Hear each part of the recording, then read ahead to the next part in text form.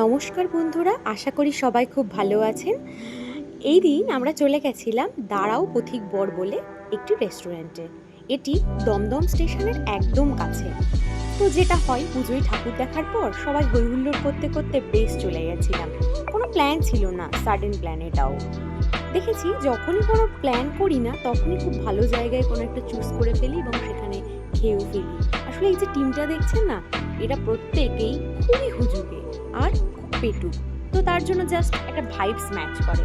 সেই দিন দেখছেন এখানে পেছন দিকটাতে হ্যাপি বার্থডে এবং কিছু বেলুন টাঙানো আছে। এখানে একটা একজন লেডির বার্থডে পার্টি সেলিব্রেট হচ্ছিল।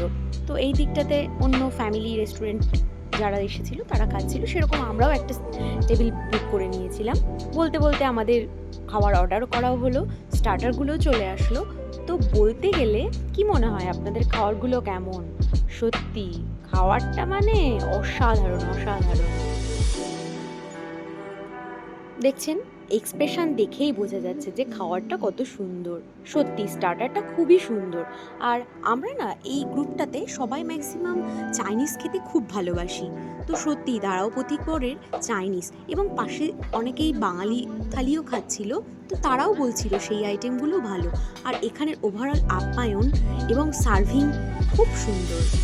আর সবাই জানেন তো, যারা সার্ভ করছিল তারা সবাই বাঙালি লুকে, ছেলেরা ধুতি পাঞ্জাবি আর মেয়েরা শাড়ি পরে সার্ভ করছিল।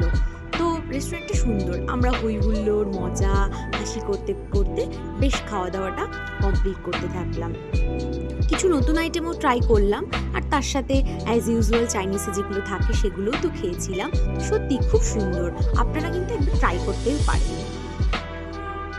এই পেটুকে মানুষজনদের কাছে গেলে আশা করি ভালোই লাগবে খাবারগুলো। তো ওভারঅল কথা বলতে বলতে একদম খাবারের শেষের দিকে চলে এলাম, কিন্তু ওই যে আর একটা স্টার্টার অর্ডার করতে ভুলেই গেছিলাম। সে কেউ একজন বলল যে এইটা খুব ভালো খেয়েছিলাম আগের বার। তো লাস্টেও আবার স্টার্টার দিয়ে, লাস্টে একটা কেউ সল্টেড লাইম সোডা, কেউ সুইট লাইম সোডা এরকম নিয়েছিলাম। তো লাইম সোডাটা না খেলে মনে হয় না যেন ঠিক হজম হচ্ছে।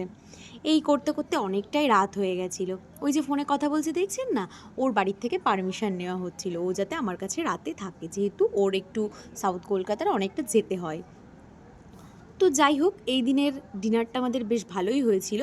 তখনও পুজোটা ঠিক শুরু হয়নি ওইভাবে, কিন্তু তবুও পুজোর আমেজে আর তার সাথে খাওয়া দাওয়া পেলে কার না ভালো লাগে বলুন।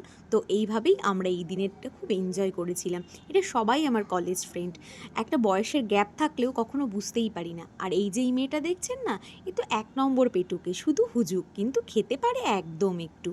তো যাই হোক, পথিকবরটা খুব ভালো। নমস্কার।